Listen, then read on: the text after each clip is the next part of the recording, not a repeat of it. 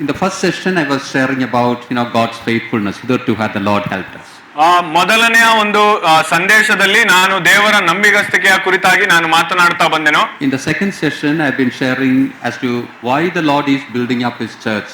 ಮತ್ತು ಎರಡನೆಯ ಸಂದೇಶದಲ್ಲಿ ದೇವರು ಯಾಕೆ ತನ್ನ ಸಭೆಯನ್ನ ಆತನು ಕಟ್ಟುತ್ತಾ ಇದ್ದಾನೆ ಎಂಬುದಾಗಿ ಹೇಳಿದ್ದೇನೆ. Or the purpose of a local assembly. ಅಥವಾ ಸ್ಥಳೀಯ ಸಭೆಯ ಉದ್ದೇಶವೇನಾಗಿದೆ ಎಂಬುದಾಗಿ. Now, as this is the celebration of the 50th anniversary of this local assembly, I think this third message also related with the local assembly itself. ಮತ್ತು ಈ ಒಂದು ಸ್ಥಳೀಯ ಸಭೆಯು 50 ವರ್ಷವನ್ನ ಸಂಪೂರ್ಣ ಮಾಡಿರುವ ಒಂದು ಆಚರಣೆಯಲ್ಲಿರುವಾಗ ಈ ನನ್ನ ಮೂರನೇ ಸಂದೇಶವೂ ಸಹ ಅದು ಸ್ಥಳೀಯ ಸಭೆಯ ಕುರಿತಾಗಿ ಅದಿರುವಂತದ್ದಾಗಿರುತ್ತದೆ. Kindly turn with me to 1 Timothy chapter 3. ನೀವು ನನ್ನ ಜೊತೆಗೆ 1ನೇ ತಿಮೋಥಿ 3ನೇ ಅಧ್ಯಾಯಕ್ಕೆ ನಿಮ್ಮ ಸತ್ಯವೇದವನ್ನ ನೀವು ತಿರುಗಿಸಿರಿ. We will read verses 14 to 16. 14ರಿಂದ 16ನೇ ವಚನದವರೆಗೂ ಓದಿಕೊಳ್ಳಿರಿ. These things write I unto thee, hoping to come unto thee shortly. But if I tarry long, that thou mayest know how thou oughtest to behave thyself in the house of God, which is the church of the living God, the pillar and ground of the truth. And without controversy, great is the mystery of godliness. God was manifest in the flesh, justified in the spirit, seen of the angels, preached unto the Gentiles, believed on in the world, received up into glory. ಅಲ್ಲಿ ಈ ರೀತಿಯಾಗಿ ನಾವು ಓದುತ್ತೇವೆ, ಬೇಗನೆ ನಿನ್ನ ಬಳಿಗೆ ಬರುವೆನೆಂದು ನನಗೆ ನಿರೀಕ್ಷೆ ಉಂಟು.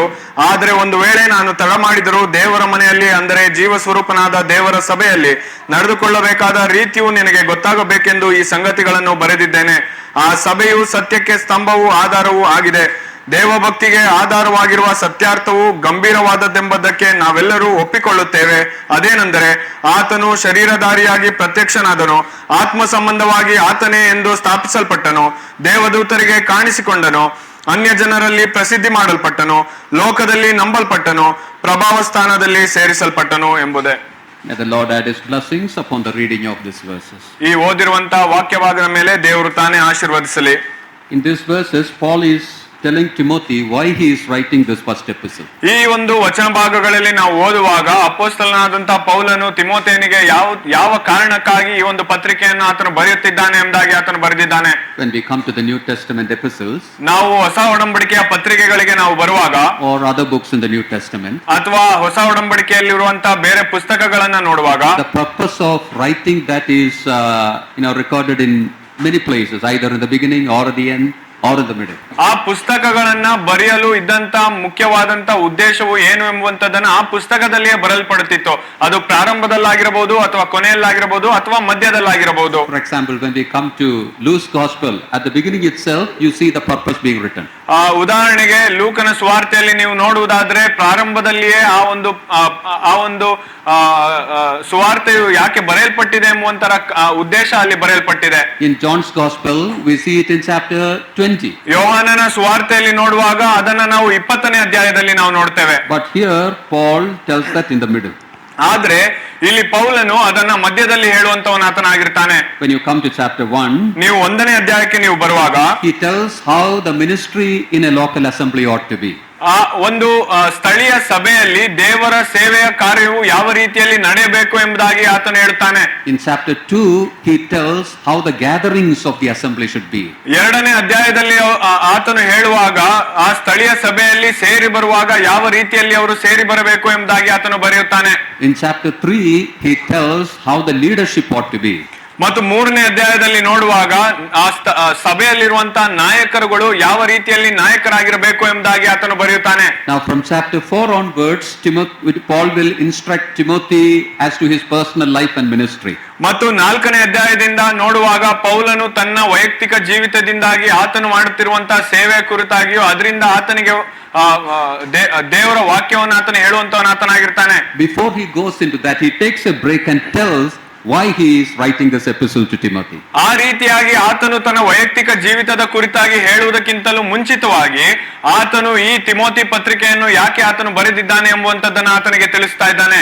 Acts 28 we see Paul was in prison at Rome. ಅಪೊಸ್ತಲರ ಕೃತ್ಯ 28ನೇ ಅಧ್ಯಾಯದಲ್ಲಿ ನೋಡುವಾಗ ಅಪೊಸ್ತಲನಾದಂತ ಪೌಲನು ಆತನು ರೋಮಾಪುರದ ಸೆರೆಮನೆಯಲ್ಲಿ ಇದ್ದನು ಎಂಬುದಾಗಿ ನಾವು ನೋಡ್ತೇವೆ. But that was not his last imprisonment. ಆದ್ರೆ ಅದು ಅವನು ಕೊನೆಯ ಬಾರಿಗೆ ಆತನು ಸೆರೆಮನೆಗೆ ಹಾಕಲ್ಪಟ್ಟಂತದ್ದಲ್ಲ. ಅದು We understand that he was released from that imprisonment and he traveled to many places. ಆತನು ಆ ಒಂದು ರೋಮಾ ಸೆರೆಮನೆಯಿಂದ ಬಿಡುಗಡೆ ಹೊಂದಿಕೊಂಡು ಆತನು ಇನ್ನು ಬೇರೆ ಸ್ಥಳಗಳಿಗೆ ಆತನು ಹೋದನು ಎಂಬುದಾಗಿ ನಾವು ನೋಡ್ತೇವೆ. If you want to know something or the other about those travels after Acts 28, ಆ ಅಪೊಸ್ತಲರ ಕೃತ್ಯ 28ನೇ ಅಧ್ಯಾಯವಾದ ಮೇಲೆ ಆತನ ಒಂದು ಪ್ರಯಾಣದ ಕುರಿತಾಗಿ ನಿಮಗೆ ತಿಳಿಯಬೇಕಾದ್ರೆ we have to come to this epistles which we call as the pastoral epistles. ನಾವು ಈ ರೀತಿಯಾದಂತ ಈ ಪತ್ರಿಕೆಗಳನ್ನ ನಾವು ಓದಬೇಕಾಗಿರುವಂತದ್ದಾಗಿರ್ತದೆ. ಇದನ್ನ ಪಾಸ್ಟರಲ್ ಎಪಿಸಲ್ಸ್.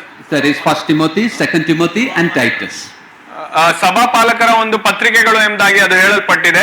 ಅದು ಯಾವುದಂದ್ರೆ ತಿಮೋಥೆನು, ತೀತನು, ಈ ಪತ್ರಿಕೆಗಳು. These were written after Acts 20, after the release from the Roman imprisonment. ಆತನು ಆ ರೋಮಾ ಸೆರೆಮನೆಯಿಂದ ಹೊರಬಂದ ಮೇಲೆ ಆತನು ಮಾಡಿದಂತ ಪ್ರಯಾಣದ ಕುರಿತಾಗಿ ಅದನ್ನ ನಾವು ಈ ಪತ್ರಿಕೆಗಳಲ್ಲಿ ನಾವು ನೋಡ್ತೇವೆ. When we come to 1 Timothy chapter 1, ನಾವು 1ನೇ ತಿಮೋಥಿ 1ನೇ ಅಧ್ಯಾಯಕ್ಕೆ ನಾವು ಬರುವಾಗ there Paul goes to Ephesus along with Timothy.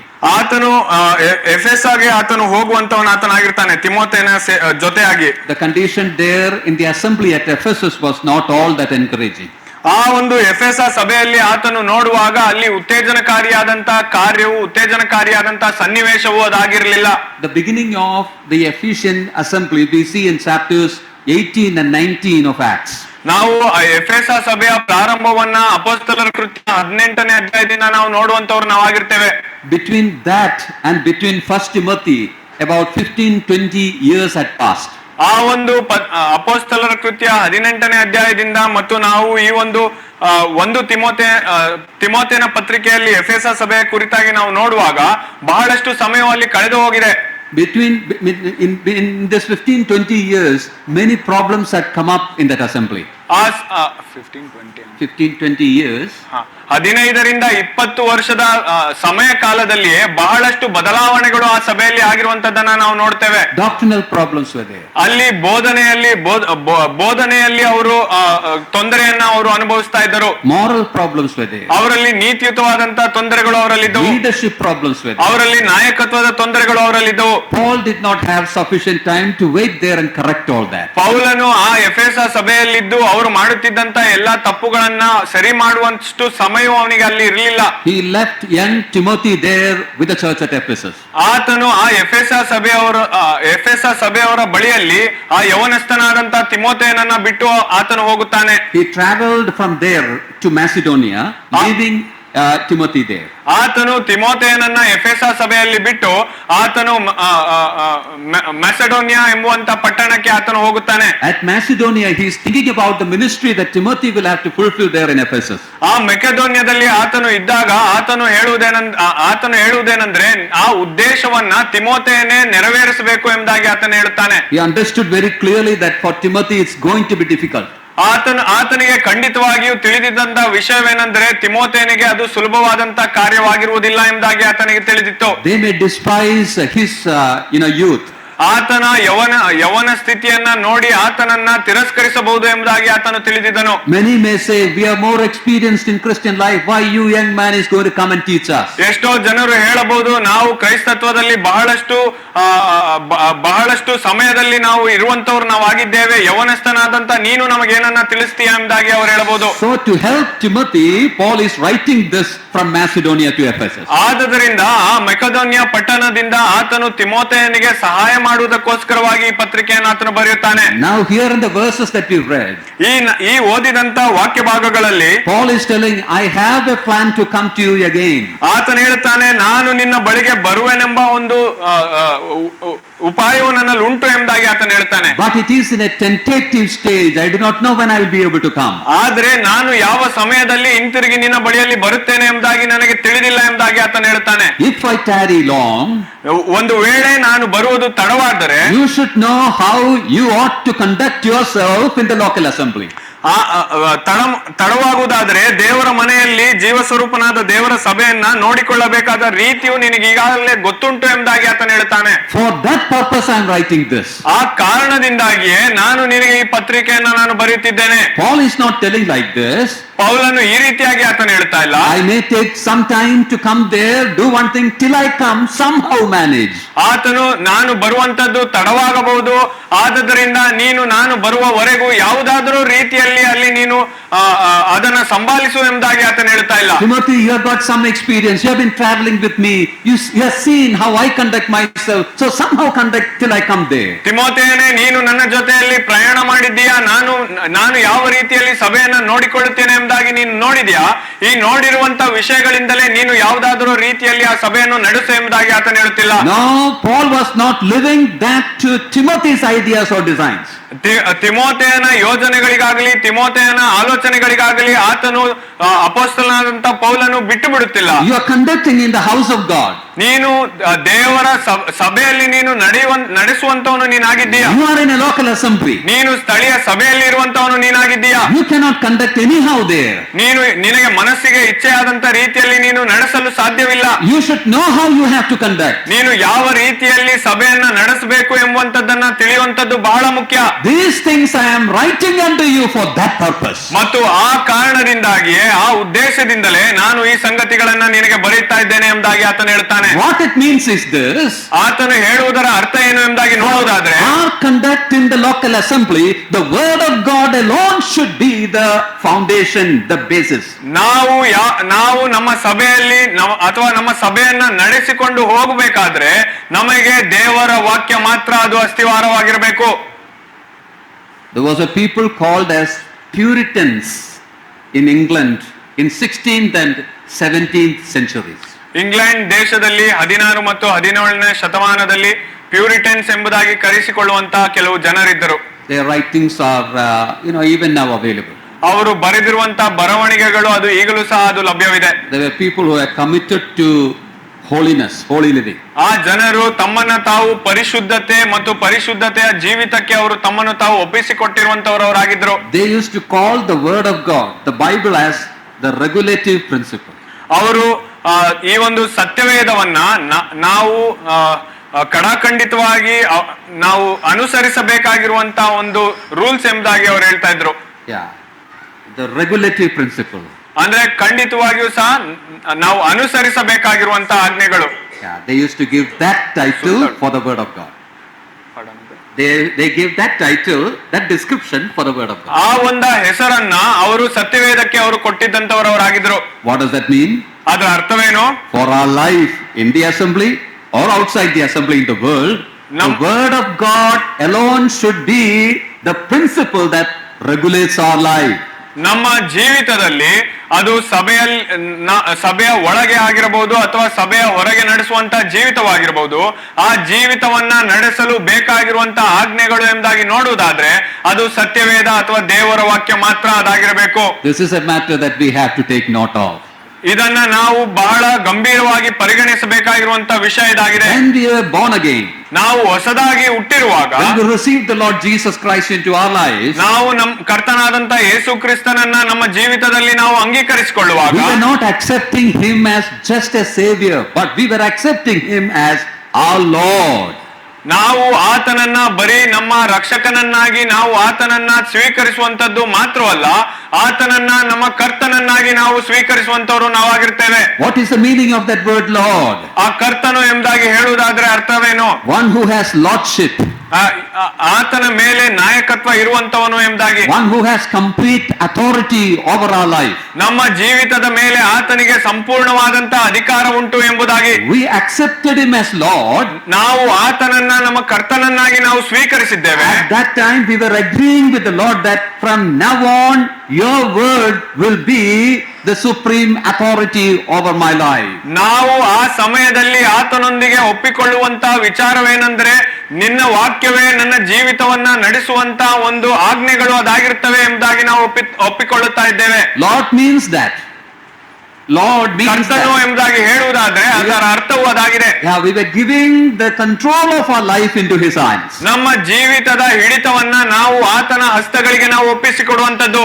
But we swerve away, drift away from that path, as we go further. ಆದ್ರೆ ನಾವು ಅಲ್ಲಿಂದ ನಾವು ಮುಂದೆ ಹೋಗುವಾಗ ನಾವು ಆ ಒಂದು ದಾರಿಯನ್ನ ಬಿಟ್ಟು ಬೇರೆ ದಾರಿಯನ್ನ ಹಿಡಿದು ನಡೆಯುವಂತವ್ರು ನಾವಾಗಿರ್ತೇವೆ. So it is essential for us to recommit ourselves, rededicate ourselves unto His cause, under His authority in our life once upon a time. ಆದ್ದರಿಂದ ನಾವು ಯಾವಾಗಲೂ ಸಹ ಆತನ ಅಧಿಕಾರದ ಅಡಿಯಲ್ಲಿ ನಾವು ಹಿಂತಿರುಗಿ ನಮ್ಮನ್ನ ನಾವು ಆತನಿಗೆ ಸಮರ್ಪಿಸಬೇಕು, ನಮ್ಮನ್ನ ನಾವು ಆತನಿಗೆ ಒಪ್ಪಿಸಿಕೊಟ್ಟು ನಾವು ನಡೆಯುವಂತವ್ರು ನಾವಾಗಿರ್ಬೇಕು. We are living in very difficult times. ನಾವು ಬಹಳ ಕಷ್ಟಕರವಾಗಿರುವಂತಹ ಸಮಯದಲ್ಲಿ ನಾವು ಜೀವಿಸ್ತಾ ಇದ್ದೇವೆ. Well, if you look at the assemblies also, many principles from outside world is creeping into the assemblies. ಬಹಳಷ್ಟು ಸಭೆಗಳಲ್ಲಿ ಹೊರಗಿನ ಯೋಜನೆಗಳು, ಹೊರಗಿನ ವಿಷಯಗಳು ಅದು ಸಭೆಯ ಒಳಗೆ ಹೊಕ್ಕಿ ಬರುವಂತದ್ದಾಗಿದೆ. Why can't we be like those people? Why can't we be like this people? We try to copy other principles also, the worldly principles also. ನಾವು ಯಾಕೆ ಅವರ ರೀತಿಯಲ್ಲಿ ಮಾಡಬಾರದು, ನಾವು ಯಾಕೆ ಅವರ ರೀತಿಯಲ್ಲಿ ಇರಬಾರದು, ಈ ರೀತಿಯಾಗಿ ನಾವು ಬರೀ ಬೇರೆಯವರ ಜೀವಿತದಲ್ಲಿ ಅವರು ನಡೆಸುವಂತ ಕಾರ್ಯಗಳನ್ನೇ ನಾವು ಮಾಡಬೇಕು ಎಂಬುದಾಗಿ ನಾವು ಅನುಸರಿಸುವಂತವ್ರು ನಾವು ಆಗಿರ್ತೇವೆ. For individual life and family lives also, we are drifting away from the word of God. ನಾವು ನಮ್ಮ ವೈಯಕ್ತಿಕ ಜೀವಿತಗಳಿಗೂ ಮತ್ತು ಕೌಟುಂಬಿಕ ಜೀವಿತದಲ್ಲಿಯೂ ಸಹ ನಾವು ದೇವರಿಂದ ನಾವು ದೇವರಿಂದ ದೂರವಾಗಿ ನಾವು ಹೋಗುವಂತವ್ರು ನಾವಾಗಿದ್ದೇವೆ. In such a time, it is necessary for us to recommit ourselves to the word of God, the regulative principle that is given to us. ಅಂತಹ ಸಮಯದಲ್ಲಿ ನಮಗೆ ಕೊಡಲ್ಪಟ್ಟಿರುವಂತಹ ಸತ್ಯವೇದವನ್ನ ನಾವು ಓದುತ್ತಾ ಅದನ್ನ ಗಮನಿಸಿ ನೋಡುತ್ತಾ ನಮ್ಮನ್ನು ನಾವು ಆತನಿಗೆ ಒಪ್ಪಿಸಿಕೊಟ್ಟು ನಡೆಯುವಂತವರು ನಾವಾಗಿರಬೇಕು. These things I write unto you that you may know how you ought to conduct yourself in the local assembly. ನಾನು ಆ ಒಂದು ಸ್ಥಳೀಯ ಸಭೆಯಲ್ಲಿ ಯಾವ ರೀತಿಯಲ್ಲಿ ನಡೆದುಕೊಳ್ಳಬೇಕು ಎಂಬುವಂತದ್ದನ್ನ ತಿಳಿಸುವುದಕ್ಕೋಸ್ಕರ ನಾನು ಈ ರೀತಿಯಾಗಿ ಬರೆಯುತ್ತೇನೆ ಎಂಬುದಾಗಿ ಆತನು ಹೇಳ್ತಾನೆ. When you come to the Old Testament, ನೀವು ಹಳೆ ಒಡಂಬಡಿಕೆಗೆ ನೀವು ಬರುವಾಗ, towards the end of the Exodus, the book of Exodus, ವಿಮೋಚನ ಕಾಂಡದ ಅಂತ್ಯದಲ್ಲಿ you see the making of the tabernacle. ನೀವು ಆ ಒಂದು ಗುಡಾರವನ್ನ ನಿರ್ಮಿಸುತ್ತಿರುವಂತದ್ದನ್ನ ನೀವು ನೋಡ್ತೀರಾ. If you look at the last chapters 39 and 40, 39 ಮತ್ತು 40ನೇ ಅಧ್ಯಾಯಗಳನ್ನ ನೀವು ನೋಡುವಾಗ 14 times you have that expression, thou shalt, commands given unto Moses. ಆ ಒಂದು ಅಧ್ಯಾಯಗಳಲ್ಲಿ ನಾವು ಓದುವಾಗ 14 ಬಾರಿ ನೀನು ಈ ರೀತಿಯಲ್ಲಿ ಮಾಡಬೇಕು, ನೀನು ಈ ರೀತಿಯಲ್ಲಿ ಮಾಡಬೇಕು ಎಂಬುವಂತ ಆಜ್ಞೆಯು ಮೋಶೆಗೆ ಕೊಡಲ್ಪಡುವಂತದ್ದನ್ನ ನಾವು ನೋಡ್ತೇವೆ. You can count it later. ನೀವು ಅದನ್ನ ಎಣಿಸಬಹುದು. And if you look at the 2 chapters, ಮತ್ತು ನೀವು ಆ 2 ಅಧ್ಯಾಯಗಳನ್ನ ನೀವು ಓದುವುದಾದರೆ, there is another phrase occurring for 14 times also. ಇನ್ನೊಂದು ಪದವು ಅದು 14 ಬಾರಿ ಅದು ಅಲ್ಲಿಯೂ ಸಹ ಬರೆಯಲ್ಪಟ್ಟಿದೆ. That phrase is this: ಆ ಪದ ಏನಂದ್ರೆ, as the Lord commanded Moses. ದೇವರು ಮೋಶೆಗೆ ಆಜ್ಞಾಪಿಸಿದ ಹಾಗೆಯೇ ಎಂಬುದಾಗಿ. As the Lord commanded Moses. ದೇವರು ಮೋಶೆಗೆ ಆಜ್ಞಾಪಿಸಿದ ಹಾಗೆಯೇ ಎಂಬುದಾಗಿ. Thou shalt 14 times. ನೀನು ಈ ರೀತಿಯಾಗಿ ಮಾಡಬೇಕು ಎಂಬುವಂತದ್ದು 14 ಬಾರಿ. As the Lord commanded Moses 14 times. ದೇವರು ಮೋಶೆಗೆ ಆಜ್ಞಾಪಿಸಿದ ಹಾಗೆಯೇ ಎಂಬುದಾಗಿ 14 ಬಾರಿ. Or 14 times we see the commandment. 14 ಬಾರಿ ಅಲ್ಲಿ ನಾವು ಆಜ್ಞೆಯನ್ನ ನಾವು ನೋಡ್ತೇವೆ. 14 times you have the obedience. ಮತ್ತು 14 ಬಾರಿ ಅಲ್ಲಿ ವಿಧೇಯತ್ವವನ್ನ ನಾವು ನೋಡ್ತೇವೆ. Then when you come to chapter 40 and verse 34, ಮತ್ತು ನೀವು 40ನೇ ಅಧ್ಯಾಯದ 34ನೇ ವಚನಕ್ಕೆ ನೀವು ಬರುವಾಗ, we are told that the cloud or the glory filled the house of God, or tabernacle. ಆ ಸಮಯದಲ್ಲಿ ನಾವು ಓದುವಂತದ್ದೇನೆಂದ್ರೆ, ಆ ಗುಡಾರದ ಮೇಲೆ ದೇವರ ಮಹಿಮೆಯು ಅದು ಇಳಿದು ಬಂದಿತು ಎಂಬುದಾಗಿ ನಾವು ನೋಡ್ತೇವೆ. The glory filled the house there. ಆ ಒಂದು ಗುಡಾರವು ದೇವರ ಮಹಿಮೆಯಿಂದ ತುಂಬಿಕೊಂಡಿತು ಎಂಬುದಾಗಿ. Why am I telling this? ನಾನು ಇದನ್ನ ಯಾಕೆ ಹೇಳ್ತಾ ಇದ್ದೇನೆ? If in the shadows, in the tabernacles, obedience was necessary for glory filling that house, ಆ ಗುಡಾರದಲ್ಲಿದ್ದಂತ ನೆರಳಿಗೆ ಆ ಒಂದು ವಿಧೇಯತ್ವವು ಆ ದೇವರ ಮಹಿಮೆಯು ತುಂಬುವುದಕ್ಕೋಸ್ಕರವಾಗಿ ಆ ಒಂದು ವಿಧೇಯತ್ವವು ಬೇಕಾಗಿದ್ದರೆ, how much more obedience is necessary in the reality, in the house of God, the local assembly. ಈ ಸ್ಥಳೀಯ ಸಭೆಗಳಲ್ಲಿ ನೈತಿಕತ್ವದಲ್ಲಿ ನಾವು ನೋಡುವಾಗ ನಮ್ಮ ಸಭೆಗಳಲ್ಲಿಯೂ ದೇವರ ಮಹಿಮೆಯು ತುಂಬಬೇಕಾದ್ರೆ ನಮ್ಮಲ್ಲಿ ಇನ್ನು ಎಷ್ಟು ವಿಧೇಯತ್ವವು ಅದು ಬೇಕಾಗಿದೆ. We want our local assemblies to be filled with God's presence, His holiness, His glory, no doubt. ನಾವು ನಮ್ಮ ಸ್ಥಳೀಯ ಸಭೆಗಳಲ್ಲಿ ಆತನ ಪ್ರಸನ್ನತೆ, ಆತನ ಪರಿಶುದ್ಧತೆ, ಆತನ ಒಂದು ಸನ್ನಿಧಿಯನ್ನ ನಾವು ಬಯಸುವಂತವ್ರು ನಾವಾಗಿದ್ದೇವೆ. ಅದರಲ್ಲಿ ಯಾವುದೇ ರೀತಿಯಾದಂತಹ ಸಂದೇಹವೂ ಇಲ್ಲ. But definitely for that, this regulative principles should have its place, the word of God. ಆದ್ರೆ ಆ ರೀತಿಯಲ್ಲಿ ಆಗಬೇಕಾದ್ರೆ ಸಭೆಯಲ್ಲಿ ದೇವರ ವಾಕ್ಯಕ್ಕೆ ಕೊಡಬೇಕಾದಂತ ಪ್ರಾಮುಖ್ಯತೆಯು ಅದು ಬಹಳ ಉಂಟು ಎಂಬುದಾಗಿ. Now to impress this truth upon this young mind of Timothy, ಈ ಒಂದು ಯವನಸ್ಥನಾದಂತ ತಿಮೋಥೆಯನ ಮನಸ್ಸನ್ನ ಆತನ ಉತ್ತೇಜಿಸುವುದಕ್ಕಾಗಿ, to make clear the importance of the word of God in the local assembly, ದೇವರ ವಾಕ್ಯದ ಮಹತ್ವವನ್ನ ಸ್ಥಳೀಯ ಸಭೆಯಲ್ಲಿ ದೇವರ ವಾಕ್ಯದ ಮಹತ್ವವು ಎಷ್ಟುಂಟು ಎಂಬುವಂತದ್ದನ್ನ ಆತನಿಗೆ ಅರ್ಥೈಸುವಾಗ, in verse 15 Paul uses 3 descriptive titles for a local assembly. ಆತನು ಈ ಒಂದು ಸ್ಥಳೀಯ ಸಭೆಯನ್ನ 3 ರೀತಿಯಾದಂತ ಹೆಸರುಗಳಿಂದ ಆತನು 15ನೇ ವಚನದಲ್ಲಿ ಕರೆಯುವಂತದ್ದನ್ನ ನೋಡ್ತೇವೆ. What are they? ಅದು ಏನು? The house of God. ದೇವರ ಮನೆ ಎಂಬುದಾಗಿ. Number 2, ಎರಡನೇದಾಗಿ the church of the living God. ಜೀವ ಸ್ವರೂಪನಾದ ದೇವರ ಸಭೆಯಲ್ಲಿ ಎಂಬುದಾಗಿ. Number 3, ಮೂರನೇದಾಗಿ the pillar and ground of the truth. ಸತ್ಯಕ್ಕೆ ಸ್ತಂಭವು ಆಧಾರವು ಎಂಬುದಾಗಿ. I will tell that again. ನಾನು ಮತ್ತೊಮ್ಮೆ ಅದನ್ನ ಹೇಳುತ್ತೇನೆ. You have that in verse 15 there. ನೀವು 15ನೇ ವಚನದಲ್ಲಿ ನೋಡುವುದಾದ್ರೆ ಅದು ಅಲ್ಲುಂಟು. The house of God, ದೇವರ ಮನೆ, the church of the living God, ಜೀವ ಸ್ವರೂಪನಾದ ದೇವರ ಸಭೆ, the pillar and ground of the truth. ಮತ್ತು ಸತ್ಯಕ್ಕೆ ಸ್ತಂಭವು ಆಧಾರವಾಗಿರುವಂತಹ ಸಭೆ ಎಂಬುದಾಗಿ. He is using these descriptive titles for the local assembly to show why the word of God should be the regulative principle for the local assembly. ಈ ವಚನ ಭಾಗದಲ್ಲಿ ನಾವು ನೋಡುವಾಗ ಪೌಲನು ಈ ರೀತಿಯಾದಂತ ವಿವರಣೆಯ ಹೆಸರುಗಳನ್ನ ಆ ಸ್ಥಳೀಯ ಸಭೆಗೆ ಆತನು ಕೊಟ್ಟು ಇದನ್ನ ಕೊಡುವುದರ ಮೂಲಕವಾಗಿ ದೇವರ ವಾಕ್ಯದ ಪ್ರಾಮುಖ್ಯತೆ ಏನು ಎಂಬುವಂತದನ್ನ ಆತನು ಅವರಿಗೆ ತಿಳಿಸ್ತಾ ಇದ್ದಾನೆ. When he calls the local assembly as the house of God, ಆತನು ಸ್ಥಳೀಯ ಸಭೆಯನ್ನ ದೇವರ ಮನೆ ಎಂಬುದಾಗಿ ಆತನು ಕರೆಯುವಾಗ he is referring to the ownership of God over the local assembly. ಆ ಸ್ಥಳೀಯ ಸಭೆಯ ಮೇಲೆ ದೇವರ ಒಂದು ಅಧಿಕಾರವನ್ನ ಆತನು ನೆನಪು ಮಾಡುತ್ತಾ ಇದ್ದಾನೆ. The house of God. ಇದು ದೇವರ ಮನೆ. Ownership. ಆತನೇ ನಾಯಕನಾಗಿ, ಆತನೇ ಅದರ ಓನರ್ ಆಗಿದ್ದಾನೆ ಎಂಬುದಾಗಿ. Number 2, ಎರಡನೇದಾಗಿ the church of the living God. ಜೀವ ಸ್ವರೂಪನಾದ ದೇವರ ಮನೆ, ದೇವರ ಸಭೆ. There the emphasis, the focus is on that word living God. ಆ ಒಂದು ಹೆಸರಿನಲ್ಲಿ ಬಹಳ ಮುಖ್ಯವಾಗಿರುವಂತಹ ಪದ ಎಂಬುದಾಗಿ ನೋಡುವುದಾದರೆ ಅದು ಜೀವ ಸ್ವರೂಪನಾದ. There when the church is called as the church of the living God, ಅಲ್ಲಿ ಜೀವ ಸ್ವರೂಪನಾದ ದೇವರ ಸಭೆ ಎಂಬುದಾಗಿ ಕರೆಯಲ್ಪಟ್ಟಿದೆ. nature of God is the focus. ಅಲ್ಲಿ ದೇವರ ಒಂದು ಪ್ರಕೃತಿ ಎಂತದ್ದು ಎಂಬುವಂತದ್ದನ್ನ ಅಲ್ಲಿ ಹೇಳಲ್ಪಡ್ತಾ ಇದೆ. Ownership of God, ಅಲ್ಲಿ ದೇವರ ಒಡೆಯತ್ವವನ್ನು ಹೇಳ್ತಾ ಇದೆ. nature of God. ಎರಡನೇದಾಗಿ ದೇವರ ಪ್ರಕೃತಿ ಹೇಗೆ ಎಂಬುದಾಗಿ. Then look at the third one, the pillar and ground of the truth. ಮತ್ತು ಮೂರನೇದಾಗಿ ಸತ್ಯಕ್ಕೆ ಸ್ತಂಭವು ಆಧಾರವು ಎಂಬುದಾಗಿ. There what is told is the expectation of God.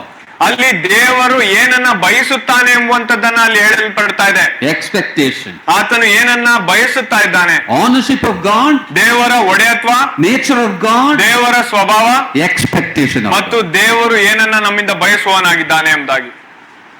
Let me briefly elaborate that. ನಾನು ಸಂಕ್ಷಿಪ್ತವಾಗಿ ಅದರ ಕುರಿತಾಗಿ ನಾನು ಹೇಳ್ತೇನೆ. We don't have time. ನಮ್ಮ ಬಳಿಯಲ್ಲಿ ಸಮಯವಿಲ್ಲ. But what is essential for me to say, let me just share it in few words. ಆದ್ರೆ ನಾನು ಹೇಳಲೇಬೇಕಾಗಿರುವಂತಹ ಕೆಲವು ವಿಷಯಗಳನ್ನ ನಾನು ಕೆಲವು ಪದಗಳಲ್ಲಿ ನಾನು ನಿಮಗೆ ಹೇಳುತ್ತೇನೆ. I think I don't have to look at the words because lunch time is over, you see. ನಾನು ಆ ವಚನಗಳನ್ನ ನಾನು ನೋಡಬೇಕಾಗಿಲ್ಲ, ಯಾಕಂದ್ರೆ ಈಗಾಗಲೇ ಊಟದ ಸಮಯ ಆಗೋಗಿದೆ. Okay, now come to the first one, the nature, the ownership of God. ನಾವು ಮೊದಲನೇದನ್ನ ನಾವು ನೋಡೋಣ, ದೇವರ ಒಂದು ಒಡೆಯತ್ವ. Yeah, the local assembly is the house of God. ಆ ಒಂದು ಸ್ಥಳೀಯ ಸಭೆಯು ಅದು ದೇವರ ಮನೆ ಆಗಿದೆ. If it were our house, we could have conducted anyhow. Anyhow. ಅದು ನಮ್ಮ ಮನೆ ಆಗಿದ್ದರೆ ನಮಗೆ ಇಷ್ಟ ಬಂದಂತ ರೀತಿಯಲ್ಲಿ ನಾವು ನಡೆಸಿಕೊಂಡು ಹೋಗಬಹುದಾಗಿತ್ತು. See, we travel to various places. ನಾವು ಯಾವುದಾದ್ರೂ ಜಾಗಗಳಿಗೆ ನಾವು ಹೋಗಬಹುದಾಗಿತ್ತು. We live in many homes. ನಾವು ಬಹಳಷ್ಟು ಮನೆಗಳಲ್ಲಿ ನಾವು ಜೀವಿಸುವಂತವ್ರು ನಾವು ಆಗಿರಬಹುದಾಗಿತ್ತು. When we go for ministry, we live in different houses. ನಾವು ದೇವರ ಸೇವೆಗಾಗಿ ನಾವು ಹೋಗುವಾಗ ಬಹಳಷ್ಟು ಮನೆಗಳಲ್ಲಿ ನಾವು ಇರುವಂತವ್ರು ಆಗಿರ್ತೇವೆ. The family will show us our room. ಆ ಒಂದು ಕುಟುಂಬವು ನಾವು ತಂಗಬಹುದಾದಂತ ಒಂದು ಕೊಠಡಿಯನ್ನ ಅವರು ತೋರಿಸ್ತಾರೆ. We keep our bag there. ನಾವು ನಮ್ಮ ಎಲ್ಲಾ ವಸ್ತುಗಳನ್ನ ನಾವು ಅಲ್ಲಿ ಇಡ್ತೇವೆ. And brother or sister there, the family will tell us where is the toilet, where is this, that and all that of the room. ಆ ಕುಟುಂಬದಲ್ಲಿರುವಂತಹ ಸಹೋದರರಾಗ್ಲಿ ಸಹೋದರಿ ಆಗ್ಲಿ ಅವರು ಬಂದು ಶೌಚಾಲಯಗಳೆಲ್ಲಿದೆ ಅಥವಾ ನಾವು ಎಲ್ಲಿ ಯಾವ ರೀತಿಯಲ್ಲಿ ಹೋಗಬಹುದು, ಲೈಟ್ ಎಲ್ಲಿದೆ ಅದೆಲ್ಲವನ್ನ ಹೇಳ್ತಾರೆ. We listen to it very carefully. ನಾವು ಅದನ್ನ ಬಹಳ ಸೂಕ್ಷ್ಮವಾಗಿ ನಾವು ಕೇಳಿಸ್ಕೊಳ್ತೇವೆ. We never go beyond what they say. ನಾವು ಅವರು ಹೇಳಿದ್ದಕ್ಕಿಂತ ಮೀರಿ ನಾವು ಏನನ್ನ ನಾವು ಮಾಡುವುದಿಲ್ಲ. We won't go into any other bedrooms. ನಾವು ಬೇರೆ ಯಾವುದೇ ಕೊಠಡಿಗಳಿಗೆ ನಾವು ಹೋಗುವುದಿಲ್ಲ. We won't go to the kitchen at all. ನಾವು ಆ ಒಂದು ಅಡಿಗೆ ಮನೆಗೆ ನಾವು ಹೋಗುವುದಿಲ್ಲ. We will limit ourselves to that room which they show us. ನಾವು ನಮಗೆ ಕೊಡಲ್ಪಟ್ಟಿರುವಂತ ಕೊಠಡಿಯಲ್ಲಿ ಮಾತ್ರ ನಾವು ಹೋಗುವಂತವ್ರು ಇರುವಂತವ್ರು ಆಗಿರ್ತೇವೆ. We all are like that, isn't it? ನಾವೆಲ್ಲರೂ ಸಹ ಅದೇ ರೀತಿಯಲ್ಲಿ ಇರುವಂತವ್ರು ಆಗಿರ್ತೇವೆ. But when I go back to my house, ಆದ್ರೆ ನಾನು ನನ್ನ ಮನೆಗೆ ಹಿಂತಿರುಗಿ ಹೋದ ಮೇಲೆ I don't have to see where I have to put my shoes. ನಾನು ನನ್ನ ಶೂಗಳನ್ನ ಎಲ್ಲಿ ಇಡಬೇಕು ಎಂಬುದಾಗಿ ನಾನು ನೋಡ್ಬೇಕಾಗಿಲ್ಲ. Where I have to keep my bag. ನಾನು ನನ್ನ ಬ್ಯಾಗ್ ಅನ್ನ ಎಲ್ಲಿ ಇಡಬೇಕೆಂಬುದಾಗಿ ನಾನು ನೋಡ್ಬೇಕಾಗಿಲ್ಲ. Which room I should enter. ನಾನು ಯಾವ ಕೊಠಡಿಯೊಳಗೆ ನಾನು ಹೋಗಬೇಕು ಎಂಬುದಾಗಿ I don't have to worry about that at all. ನಾನು ಈ ಎಲ್ಲಾ ವಿಚಾರಗಳ ಕುರಿತಾಗಿ ನಾನು ಯೋಚಿಸುವುದೇ ಬೇಡವಾಗಿದೆ. I can go into the kitchen. ನಾನು ಅಡಿಗೆ ಮನೆಗೆ ಹೋಗಬಹುದಾಗಿದೆ. I can eat anything there. ನಾನು ಅಲ್ಲಿ ಸಿಗುವಂತ ಏನನ್ನು ಬೇಕಾದ್ರೂ ನಾನು ತಿನ್ನಬಹುದು. I don't have to ask my family where I have to keep my bag and all that. ನಾನು ನನ್ನ ಕುಟುಂಬದವರ ಬಳಿಯಲ್ಲಿ ಹೋಗಿ ನಾನು ನನ್ನ ಬ್ಯಾಗ್ ಅನ್ನು ಎಲ್ಲಿಡಬೇಕು ಎಂಬುದಾಗಿ ನಾನು ಕೇಳುವ ಅವಶ್ಯಕತೆ ಇರುವುದಿಲ್ಲ. Why? It's my house. ಯಾಕಂದ್ರೆ ಅದು ನನ್ನ ಮನೆ ಆಗಿದೆ. If some guests come in my house, ಅದೇ ಯಾರಾದ್ರೂ ಬೇರೆಯವರು ಹೊರಗಿನಿಂದ ನನ್ನ ಮನೆಗೆ ಬರುವುದಾದ್ರೆ I will also show him the room. ನಾನು ಕೂಡ ಅವರಿಗೆ ಅವರ ಕೊಠಡಿಯನ್ನ ನಾನು ತೋರಿಸ್ತೇನೆ. He limits himself to that room. ಮತ್ತು ಅವರು ಆ ಒಂದು ಕೊಠಡಿಯಲ್ಲಿ ಮಾತ್ರ ಅವರು ಇರುವಂತವರಾಗಿರ್ತಾರೆ. Because it is my house. ಯಾಕಂದ್ರೆ ಅದು ನನ್ನ ಮನೆ ಆಗಿರುವಂತದ್ದಾಗಿದೆ. What am I trying to say?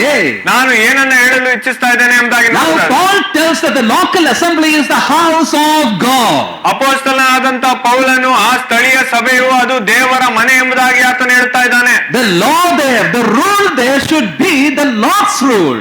ಅಲ್ಲಿ ಇರುವಂತ ಒಂದು ನಿಯಮಗಳಿರಬಹುದು, ಅದೆಲ್ಲವೂ ಸಹ ದೇವರಿಂದ ಕೊಡಲ್ಪಟ್ಟಂತ ನಿಯಮಗಳಾಗಿದೆ. He has given his word.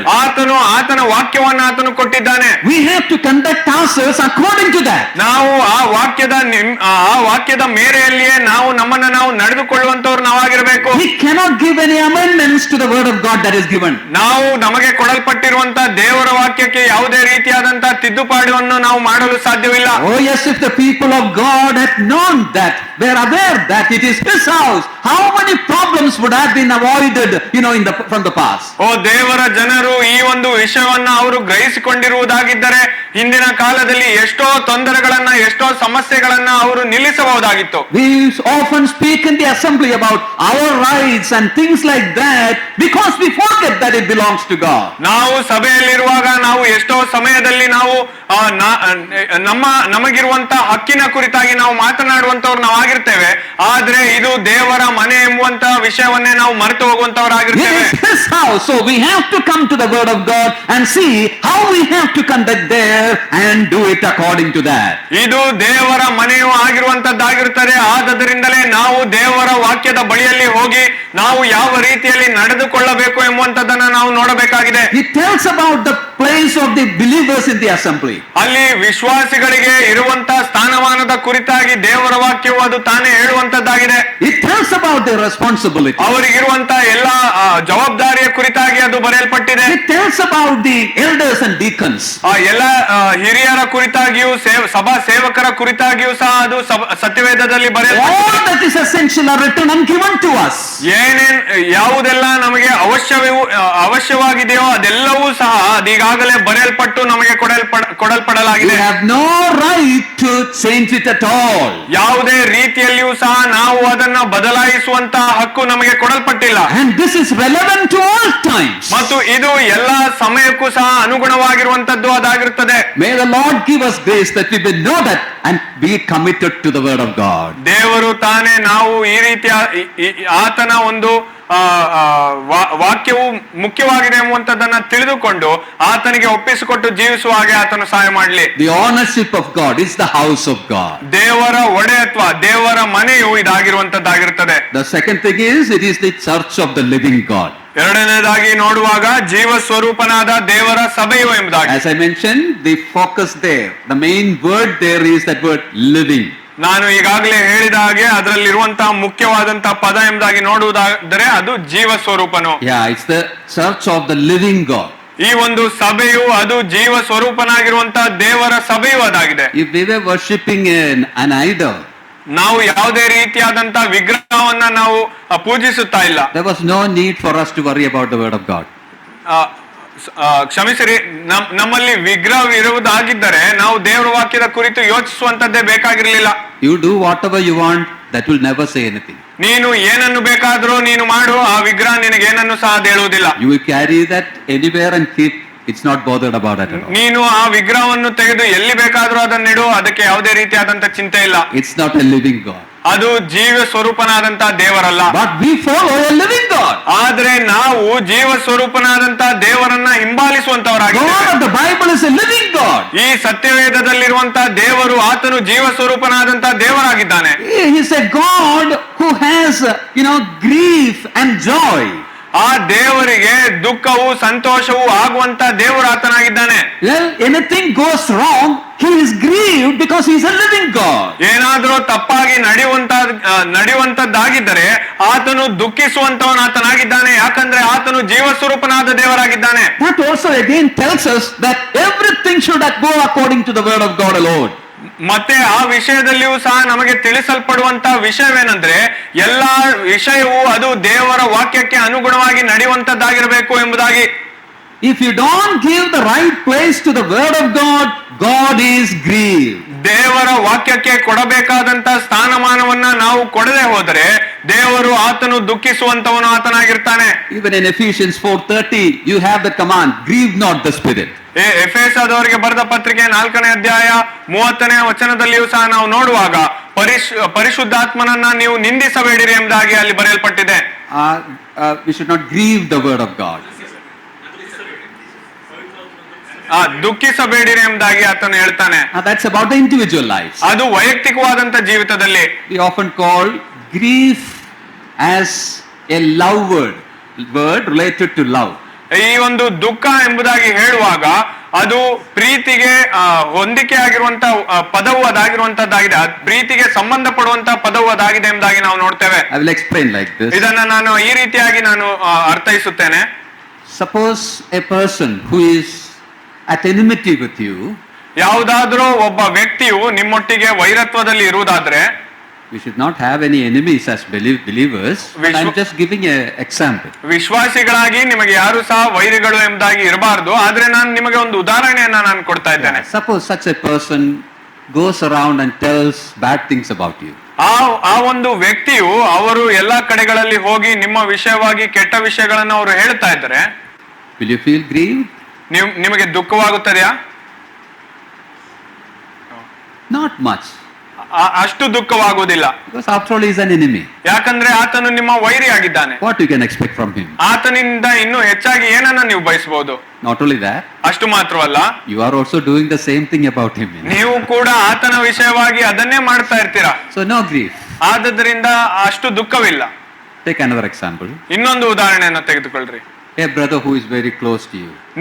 ನಿಮಗೆ ಬಹಳ ಹತ್ತಿರವಾಗಿರುವಂತಹ ಒಬ್ಬ ಸಹೋದರರು. Every day he comes home. ಅವರು ಪ್ರತಿದಿನವೂ ನಿಮ್ಮ ಮನೆಗೆ ಬರ್ತಾರೆ. You sit together and discuss many things. ನೀವು ಅವರ ಜೊತೆಯಲ್ಲಿ ಕೂತು ಬಹಳಷ್ಟು ವಿಚಾರಗಳನ್ನ ಚರ್ಚೆ ಮಾಡ್ತೀರಾ. You pray together. ನೀವು ಒಟ್ಟಾಗಿ ಪ್ರಾರ್ಥಿಸುತ್ತೀರಾ. One day he came like that to your house. ಒಂದು ದಿನ ಅವರು ಅದೇ ರೀತಿಯಾಗಿ ನಿಮ್ಮ ಮನೆಗೆ ಬಂದರು. Spent long time. ಅವರು ಸ್ವಲ್ಪ ಸಮಯವನ್ನು ಕಳೆದರು. And after that he prayed and went to another house.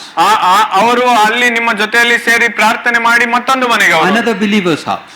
ಮತ್ತೊಬ್ಬ ವಿಶ್ವಾಸಿಯ ಮನೆಗೆ ಅವರು ಹೋದರು. After an hour, ಒಂದು ಗಂಟೆ ಆದ ನಂತರದಲ್ಲಿ brother from that house comes to your house. ಆ ಒಂದು ಮನೆಯಲ್ಲಿದ್ದಂತ ಸಹೋದರರು ನಿಮ್ಮ ಮನೆಗೆ ಬರ್ತಾರೆ. And he tells like this. ಅವ್ರು ಈ ರೀತಿಯಾಗಿ ಹೇಳ್ತಾರೆ, I thought that you two were very close. ನಾನು ನೀವಿಬ್ಬರು ಬಹಳ ಹತ್ತಿರದವರು ಎಂಬುದಾಗಿ ನಾನು ನೆನೆಸಿದ್ದೇನೋ. And you are telling, yes, we are very close. ಆಗ ನೀವು ಹೇಳ್ತೀರಾ, ಹೌದೌದು ನಾವು ಬಹಳ ಹತ್ತಿರದವರಾಗಿದ್ದೇವೆ. In the morning also he came. ಈ ಮುಂಜಾನೆಯಲ್ಲಿಯೂ ಸಹ ಅವರು ಬಂದಿದ್ರು. We drank tea together. ನಾವು ಒಟ್ಟಾಗಿ ನಾವು ಟೀ ಅನ್ನ ನಾವು ಕುಡಿದಿದ್ದೇವೆ. Spent about an hour together. ನಾವು ಸುಮಾರು 1 ಗಂಟೆಗಳನ್ನ ನಾವು ಜೊತೆಯಾಗಿ ನಾವು ಕಳೆದಿದ್ದೇವೆ. We prayed together. ನಾವು ಒಟ್ಟಾಗಿ ನಾವು ಪ್ರಾರ್ಥಿಸಿದ್ದೇವೆ. From here only he came there. ಇಲ್ಲಿಂದಲೇ ಅವರು ನಿಮ್ಮ ಮನೆಗೆ ಬಂದಿದ್ದಾರೆ. We are very close. ನಾವು ಬಹಳ ಹತ್ತಿರದವರು. Why? What happened? ಯಾಕೆ ಏನಾಯ್ತು ಎಂಬುದಾಗಿ. Brother, it is not like that. ಆದ್ರೆ ಸಹೋದರರೇ, ಅದು ಆ ರೀತಿಯಲ್ಲ. You think that you two are very close. ನೀವು ನೆನೆಸುತ್ತೀರಾ ನೀವಿಬ್ಬರು ಬಹಳ ಹತ್ತಿರವಾಗಿದ್ದೀರಾ But ಎಂಬುದಾಗಿ. you know what all he came and told me when he came home about you? ಆದ್ರೆ ಅವರು ನಮ್ಮ ಮನೆಗೆ ಬರುವಾಗ ನಿಮ್ಮ ವಿಷಯದ ಕುರಿತಾಗಿ ಅವರು ಏನೆಲ್ಲ ಹೇಳಿದ್ರು ಎಂಬುದಾಗಿ ನಿಮಗೆ ತಿಳಿದಿದೆಯಾ? Then he gives a list of things that he told him about you. ಅವರು ಹೇಳಿದಂತ ಆ ಒಂದು ಪಟ್ಟಿಯನ್ನೇ ಅವರು ಹೇಳ್ತಾರೆ, ಏನೇನು ಹೇಳಿದ್ರು ಎಂಬುದಾಗಿ. All bad things. ಎಲ್ಲಾ ಕೆಟ್ಟ ವಿಷಯಗಳೇ. Which you never expect him to say. ನೀವು ಆ ವಿಷಯಗಳನ್ನ ಆ ಸಹೋದರರು ಬೇರೆಯವರಿಗೆ ಹೇಳ್ತಾರೆ ಎಂಬುದಾಗಿ ನೀವು ಊಹಿಸಿರುವುದಿಲ್ಲ. Will you feel grieved? ನಿಮಗೆ ದುಃಖವಾಗುತ್ತದೆಯಾ? Yeah, then you will feel grieved. ಆಗ ನಿಮಗೆ ಬಹಳ ದುಃಖವಾಗ್ತದೆ.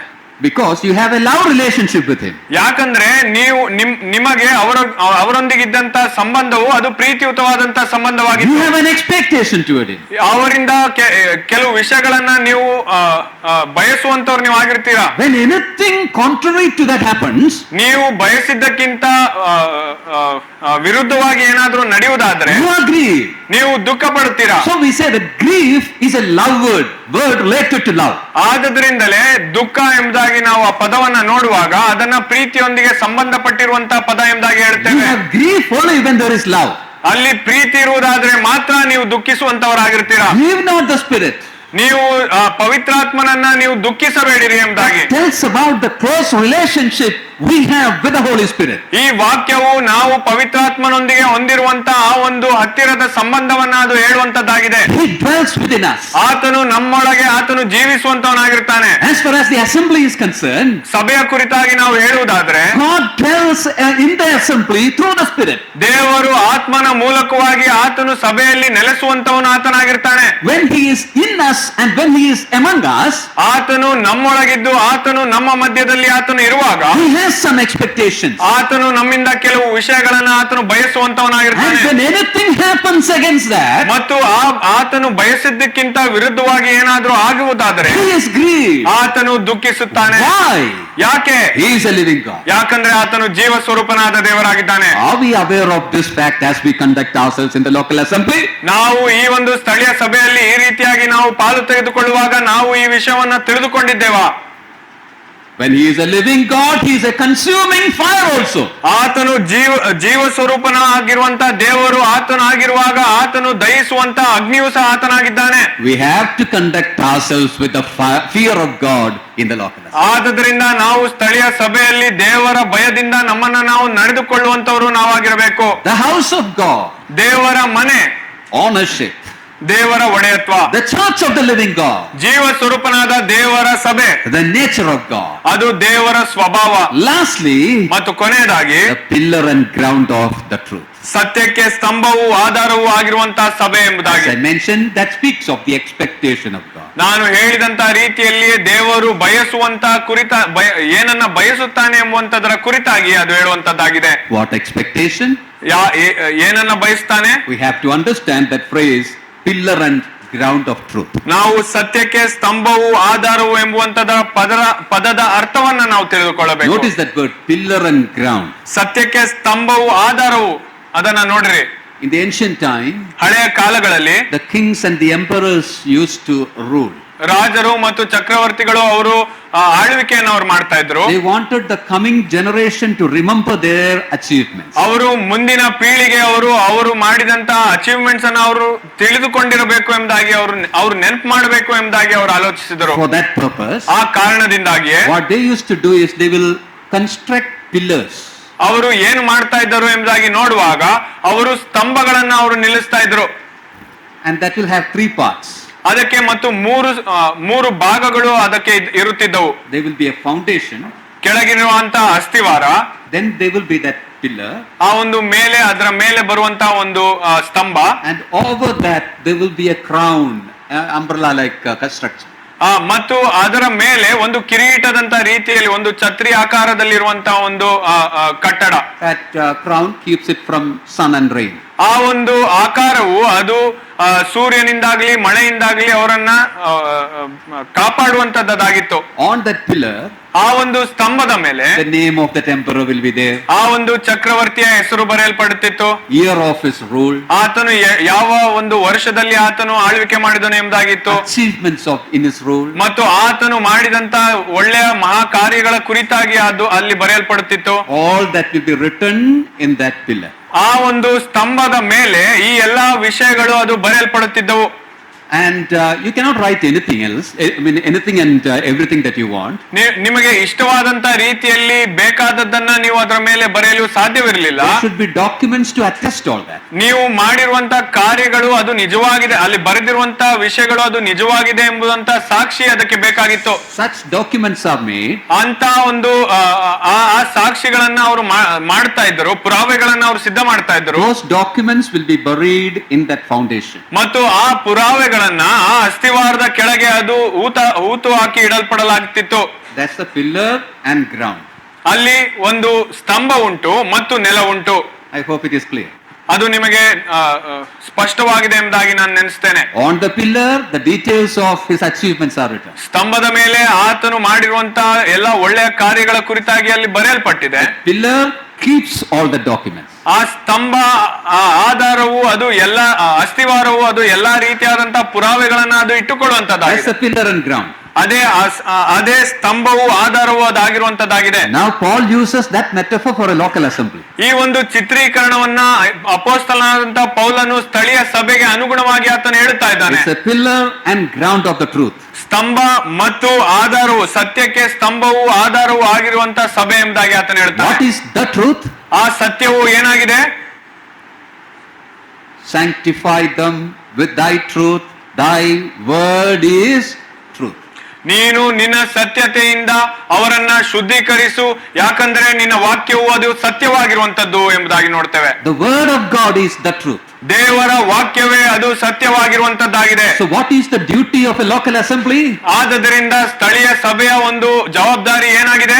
Display the truth. ಆ ಒಂದು ಸತ್ಯವನ್ನ ನೀವು ಪ್ರದರ್ಶಿಸಿರಿ. Display the word of God. ನೀವು ದೇವರ ವಾಕ್ಯವನ್ನ ಪ್ರದರ್ಶಿಸಿರಿ. Then as a ground, keep it safe. ನಾನು ಆಧಾರ ಎಂಬುದಾಗಿ ಹೇಳುವಾಗ ನೀವು ಅದನ್ನ ಸುರಕ್ಷಿತವಾಗಿ ನೀವು So ಇಡ್ರಿ. keep or secure the word of God and also display or show the word of God. ನೀವು ದೇವರ ವಾಕ್ಯವನ್ನ ಸುರಕ್ಷಿತವಾಗಿ ನಿಮ್ಮ ಸಭೆಗಳಲ್ಲಿ ನೀವು ಅದನ್ನ ಇಟ್ಟುಕೊಳ್ಳಿರಿ ಮತ್ತು ದೇವರ ವಾಕ್ಯವನ್ನ ನೀವು ಪ್ರದರ್ಶಿಸಿರಿ ಎಂಬುದಾಗಿ ನಾನು ಹೇಳ್ತೇನೆ. We are living in difficult times. ನಾವು ಬಹಳ ಕಷ್ಟಕರವಾದಂತಹ ಸಮಯದಲ್ಲಿ ನಾವು ಜೀವಿಸ್ತಾ We ಇದ್ದೇವೆ. are living in times when a lot of false teachings are coming up. ನಾವು ಈಗ ಬಹಳ ಒಂದು ಸುಳ್ಳು ಬೋಧನೆಗಳು ಹೊರಬರುತ್ತಿರುವಂತಹ ಸಮಯದಲ್ಲಿ ನಾವು ಇರುವಂತವ್ರು We ನಾವಾಗಿದ್ದೇವೆ. are living in times when our young people are being influenced through the false teachings. ಈ ಒಂದು ಸುಳ್ಳು ಬೋಧನೆಗಳಿಂದ ಪ್ರೇರೇಪಿತರಾಗುವಂತ ಯವನಸ್ಥರು ಪ್ರೇರೇಪಿತರಾಗುವಂತಹ ಸಮಯದಲ್ಲಿ ನಾವು ಇದ್ದೇವೆ. We are seeing even the next generation going and joining some cults. ಮುಂದಿನ ಪೀಳಿಗೆ ಅವರು ಹೋಗಿ ಈ ಒಂದು ಪಂಗಡಗಳಿಗೆ ಅವರು ಸೇರಿಕೊಳ್ಳುವಂತದ್ದನ್ನ ನಾವು ನೋಡ್ತೇವೆ. I'm not making stories, it's happening. ನಾನು ಯಾವುದೇ ರೀತಿಯಾದಂತಹ ಕಥೆಗಳನ್ನ ಕಟ್ಟಿ ನಾನು ಹೇಳ್ತಾ ಇಲ್ಲ, ಇದು ಸತ್ಯವಾಗಿಯೂ ಆಗುತ್ತಿರುವಂತದ್ದಾಗಿದೆ. Giving up these doctrines that these are dear to us and joining things that are not that much true according to the word of God. ನಮಗೆ ಬಹಳ ಪ್ರಿಯವಾಗಿರುವಂತಹ ಈ ಎಲ್ಲಾ ಬೋಧನೆಗಳನ್ನ ಬಿಟ್ಟು ದೇವರಿಗೆ ಪ್ರಿಯವಾಗಿಲ್ಲದೆ ಇರುವಂತಹ ಆ ರೀತಿಯಾದಂತಹ ಕಾರ್ಯಗಳನ್ನ ಮಾಡುವುದಕ್ಕೆ ಅವರು ಹೋಗಿ ಸೇರಿಕೊಳ್ಳುತ್ತಿರುವಂತವರು. The deity of the Lord Jesus Christ is being questioned. ದೇವರ ದೈವತ್ವದ ಕುರಿತಾಗಿಯೇ ಅವರು ಪ್ರಶ್ನಿಸುವಂತವರಾಗಿದ್ದಾರೆ. Foundations are being questioned. ಆ ಅಸ್ಥಿವಾರವನ್ನೇ ಅವರು ಪ್ರಶ್ನಿಸುವಂತವರಾಗಿದ್ದಾರೆ. And the false teachings to spread in this days of social media, it is very easy. ಮತ್ತು ಈ ದಿನಮಾನಗಳಲ್ಲಿ ಸಾಮಾಜಿಕ ತಾಣಗಳಲ್ಲಿ ನಾವು ನೋಡುವಾಗ ಈ ಎಲ್ಲಾ ಸುಳ್ಳು ಬೋಧನೆಗಳನ್ನ ಹಂಚುವಂತದ್ದು, ಹಬ್ಬಿಸುವಂತದ್ದು ಅದು ಬಹಳ ಸುಲಭವಾಗಿರುವಂತದ್ದಾಗಿದೆ. And the devil is doing havoc in the local assembly. ಮತ್ತು ಸೈತಾನನು ಈ ರೀತಿಯಾದಂತಹ ಕೆಟ್ಟ ಕಾರ್ಯಗಳನ್ನ ಆತನು ಸ್ಥಳೀಯ ಸಭೆಗಳಲ್ಲಿ ಮಾಡುತ್ತಿರುವಂತವನಾಗಿದ್ದಾನೆ. This expectation that the Lord of the churches hath, we have to remember very clearly. ನಾವು ದೇವರು ಸ್ಥಳೀಯ ಸಭೆಯಿಂದ ಆತನು ಬಯಸುವಂತ ಒಂದು ಕಾರ್ಯಗಳನ್ನ ನಾವು ನೆನಪು ಮಾಡಿಕೊಂಡು ಅದರಂತೆ ನಾವು ಜೀವಿಸುವಂತವರು ನಾವಾಗಿರಬೇಕಾಗಿದೆ. Keep the word of God. ದೇವರ ವಾಕ್ಯವನ್ನ ನೀವು ಇಟ್ಟುಕೊಳ್ಳ್ರಿ. Display the word of God. ನೀವು ದೇವರ ವಾಕ್ಯವನ್ನ ಪ್ರದರ್ಶಿಸಿರಿ. Or as I said at the beginning, the word of God ought to be the regulative principle of our life. ಅಥವಾ ನಾನು ಈಗಾಗಲೇ ಪ್ರಾರಂಭದಲ್ಲಿ ನಾವು ಹೇಳಿದಂತ ರೀತಿಯಲ್ಲಿ ನಾವು ನಮ್ಮ ಜೀವಿತವನ್ನ ನಡೆಸಲು ಬೇಕಾಗಿರುವಂತಹ ಮುಖ್ಯ ನಿಯಮಗಳು ಎಂಬುದಾಗಿ ನಾವು ಸತ್ಯವೇದವನ್ನ ನಾವು ಇಟ್ಟುಕೊಳ್ಳೋಣ. May the Lord help us that we may know the importance of God's word. ದೇವರ ವಾಕ್ಯದ ಪ್ರಾಮುಖ್ಯತೆಯು ಏನಾಗಿದೆ ಎಂಬುವಂತದ್ದನ್ನ ದೇವರು ತಾನೇ ನಮಗೆ ತಿಳಿಯಪಡಿಸಲಿ. Once a missionary and a black man of Africa, they were talking to each other. ಒಬ್ಬ ಆಫ್ರಿಕಾದ ಒಬ್ಬ ಮನುಷ್ಯನು ಮತ್ತು ಒಬ್ಬ ದೇವರ ಸೇವಕನು ಅವರು ಮಾತನಾಡುತ್ತಿದ್ದರು. And that believer from that Africa, with his thick lips, he said like this. ಆ ಸಮಯದಲ್ಲಿ ಆ ಆಫ್ರಿಕಾದಲ್ಲಿದ್ದಂತಹ ವಿಶ್ವಾಸಿಯು ಆತನು ತನ್ನ ದಪ್ಪವಾದಂತಹ ತುಟಿಗಳಿಂದ ಆತನು ಈ ರೀತಿಯಾಗಿ ಆತನು ಹೇಳ್ತಾನೆ, Sir, last year we had a revival. He meant revival. ಆತನು ಹೇಳ್ತಾನೆ, ನಮಗೆ ಕಳೆದ ಟೈಮ್ ನಲ್ಲಿ ಕಳೆದ ಸತಿಯಲ್ಲಿ ನಮಗೆ ಆ ಒಂದು ರಿವೈವಲ್ ಆಯ್ತು ಎಂಬುದಾಗಿ, ಅಂದ್ರೆ ನಮಗೆ ಬಿಡುಗಡೆ ಉಜ್ಜೀವನವಾಯ್ತು ಎಂಬುದಾಗಿ ಆತನು ಹೇಳ್ತಾನೆ. He meant revival when he said revival. ಆತನು ರಿವೈವಲ್ ಅಂದ್ರೆ ಉಜ್ಜೀವನವಾಯ್ತು ಎಂಬುದಾಗಿ ಆತನು ಹೇಳಲು ಇಷ್ಟಪಡ್ತಾನೆ. He pronounced it wrongly. ಆದ್ರೆ ಅದನ್ನ ತಪ್ಪಾಗಿ ಆತನು ಉಚ್ಚರಿಸಿ ರಿವೈವಲ್ ಎಂಬುದಾಗಿ ಹೇಳ್ತಾನೆ. But that's exactly what we need now. ಅದೇ ನಮಗೆ ಬೇಕಾಗಿರುವಂತದ್ದಾಗಿದೆ. Revival, coming back to the Bible. ನಾವು ಹಿಂತಿರುಗಿ ನಾವು ಸತ್ಯವೇದಕ್ಕೆ ಬರಬೇಕಾಗಿರುವಂತದ್ದೇ ಆಗಬೇಕಾಗಿದೆ. Getting back to the teachings that we are holding it dear. ನಮಗೆ ಪ್ರಿಯವಾಗಿ ಕೊಡಲ್ಪಟ್ಟಿರುವಂತಹ ಬೋಧನೆಗಳನ್ನೇ ನಾವು ಹಿಡಿದುಕೊಳ್ಳುವಂತದ್ದು ಅದು ಮುಖ್ಯವಾಗಿದೆ. Timothy, I am writing these so that you may know how you have to conduct yourself. ತಿಮೋಥೆಯನೇ, ನೀನು ದೇವರ ಸಭೆಯಲ್ಲಿ ನಡೆದುಕೊಳ್ಳಬೇಕಾದಂತ ರೀತಿಯು ಏನು ಎಂಬುದನ್ನ ತಿಳಿಸುವುದಕ್ಕೋಸ್ಕರ ಬರೆಯುತ್ತೇನೆ ಎಂಬುದಾಗಿ ಆತನು ಹೇಳ್ತಾನೆ. That word is given to you and I. ಅದೇ ವಾಕ್ಯವು ನನಗೂ ನಿಮಗೂ ಅದು ಕೊಡಲ್ಪಟ್ಟಿದೆ. We left various things and came after these teachings. ನಾವು ಬಹಳಷ್ಟು ವಿಷಯಗಳನ್ನ ನಾವು ಬಿಟ್ಟು ಈ ಬೋಧನೆಗಳಿಗೆ ನಾವು ಬಂದಿರುವಂತವ್ರು ನಾವಾಗಿದ್ದೇವೆ. Morning we were telling about the past generations. ನಾವು ಮುಂಜಾನೆಯಲ್ಲಿ ನಾವು ನಮ್ಮ ಹಿಂದಿನ ಕಾಲದವರ ಕುರಿತಾಗಿ ನಾವು ಹೇಳ್ತಾ ಬಂದಿದ್ದೆವು. They came only after this word of God. ಅವರು ಈ ದೇವರ ವಾಕ್ಯದ ನಂತರದಲ್ಲಿಯೇ ಅವರು ಬಂದವರಾಗಿದ್ದಾರೆ. That was everything to them. ಅದೇ ಅವರಿಗೆ ಎಲ್ಲವೂ ಅದಾಗಿತ್ತು. What about us? ನಮ್ಮ ಕುರಿತಾಗಿ ಅದೇನಾಗಿದೆ? What about our children? ನಮ್ಮ ಮಕ್ಕಳ ಕುರಿತಾಗಿ ಏನಾಗಿದೆ? Let's have a revival. ನಾವು ಮತ್ತೆ ಆ ಒಂದು ಸತ್ಯವೇದಕ್ಕೆ ಹಿಂತಿರುಗಿ ಬರುವಂತವ್ರು ನಾವಾಗಿರೋಣ. Because ಯಾಕಂದ್ರೆ it's the house of God. ಇದು ದೇವರ ಮನೆಯಾಗಿದೆ. Ownership. ಆತನ ಒಡೆಯತ್ವ. It's the church of the living God. ಇದು ಜೀವ ಸ್ವರೂಪನಾದ ದೇವರ ಸಭೆಯೂ ಅದಾಗಿದೆ. Nature of God. ಅದು ದೇವರ ಸ್ವಭಾವ. It is the pillar and ground of truth. ಮತ್ತು ಇದು ಸತ್ಯಕ್ಕೆ ಸ್ತಂಭವೂ ಆಧಾರವೂ ಅದಾಗಿರುವಂತಹ ಸಭೆ ಆಗಿದೆ. Expectation of God. ಅದು ದೇವರು ನಮ್ಮಿಂದ ಬಯಸುವಂತಹ ವಿಷಯವಾಗಿದೆ. Let this be our regulative principle. ಈ ವಿಷಯಗಳೇ ಅದು ನಮ್ಮನ್ನ ನಡೆಸುವಂತ ನಿಯಮಗಳು ಅದಾಗಿರಲಿ. At this 50th anniversary, let us have a rededication, a recommitment unto God's word. ನಾವು ಈ ಒಂದು 50ನೇ ವರ್ಷದ ಸಮಾರಂಭದಲ್ಲಿ ನಾವು ಇರುವಾಗ ನಾವು ಹಿಂತಿರುಗಿ ದೇವರಿಗೆ ನಮ್ಮನ್ನ ನಾವು ಒಪ್ಪಿಸಿಕೊಟ್ಟು ದೇವರ ವಾಕ್ಯದ ಕಡೆಗೆ ನಾವು ಒಪ್ಪಿಸಿಕೊಟ್ಟು ನಡೆಯುವಂತವ್ರು ನಾವಾಗಿರೋಣ.